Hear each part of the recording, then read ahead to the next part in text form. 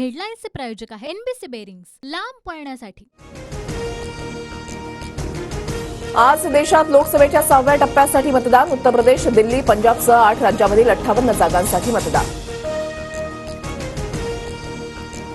लोकसभेच्या 6व्या टप्प्यामध्ये दिग्गजांची प्रतिष्ठा पणाला। कन्हैया कुमार, मेनका गांधी, मनोज तिवारी या दिग्गज निवडणुकीच्या मैदानामध्ये। दिल्लीतील 7 लोकसभा जागांसाठी आज मतदान। राहुल गांधी, सोनिया गांधी आज प्रथमच काँग्रेसशिवाय इतर उमेदवाराला मतदान करणार। दिल्लीचे मुख्यमंत्री अरविंद केजरीवाल आज मतदानाचा हक्क बजावणार। आम आदमी पक्षाच्या स्थापनेनंतर अरविंद केजरीवाल प्रथमच दुसऱ्या पक्षाच्या उमेदवाराला मतदान करणार।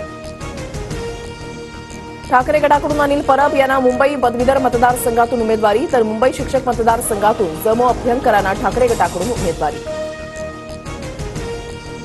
पुणे अपघात प्रकरणाचा तपास गुन्हे शाखेकडे वर्ग। येरवडा पोलिसांच्या भूमिकेबद्दल संशय निर्माण झाल्यामुळे सहाय्यक पोलीस आयुक्त आरती बनसोडे यांच्याकडून तपास काढला।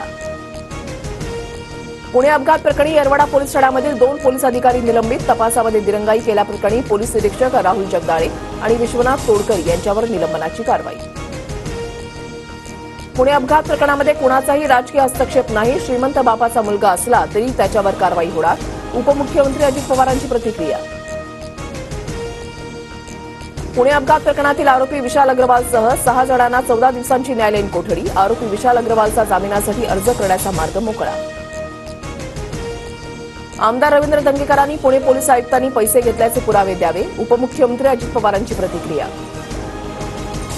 पुणे अपघात प्रकरणामध्ये पहिला एफआयआर दाखल झाल्यानंतरच्या 3 तासानंतर कलम 304 वाढवलं।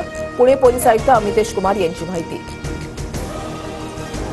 नागपूरच्या महाल परिसरामध्ये भरधाव कारची दुचाकीला धडक। कारच्या धडकेमध्ये 3 जण जखमी। पोलिसांकडून 3 जणांना अटक। चालक मद्यधुंद होता का याबाबत तपास सुरू।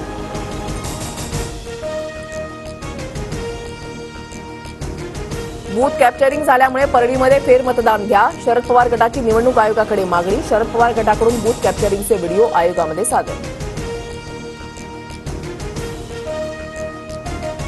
परळीतील बूथ कॅप्चरिंगबाबत मला माहिती नाही, निवडणूक आयोग चौकशी करेल। उपमुख्यमंत्री अजित पवारांची प्रतिक्रिया। खडकवासला धरणामधील पाणी तळाला, तरीही दौडसाठी कालव्यातून 1 टीएमसी पाणी सोडण्यास सुरुवात। वाढत्या उकाड्यामुळे मुंबईमध्ये काकडी आणि लिंबांना चांगली मागणी। एका लिंबासाठी 8 रुपये तर एका किलोसाठी काकडीचा दर 80 रुपयांवर। केरळमध्ये मान्सूनपूर्व पावसाला सुरुवात। 24 तासामध्ये 200 मिलीमीटरपेक्षा जास्त पाऊस। पठणमथिट्टा, कोट्टायम आणि इडुक्की या 3 जिल्ह्यांसाठी ऑरेंज अलर्ट जारी। सामाजिक कार्यकर्त्या मेधा पाटकर मानहानीच्या प्रकरणामध्ये दोषी। दिल्लीचे नायब राज्यपाल विनय कुमार सक्सेनांनी दाखल केलेल्या मानहानी प्रकरणामध्ये दोषी। मेधा पाटकर यांना 2 वर्षांचा तुरुंगवास किंवा दंड किंवा दोन्ही शिक्षा सुनावल्या जाऊ शकतात। राजस्थान रॉयल्सचा पराभव करत सनरायझर्स हैदराबादची आयपीएलच्या फायनलमध्ये धडक। रविवारी कोलकाता विरुद्ध हैदराबादमध्ये अंतिम लढत। हेडलाईन्सचे प्रायोजक आहे एनबीसी बेरिंग्स, लांब पळण्यासाठी।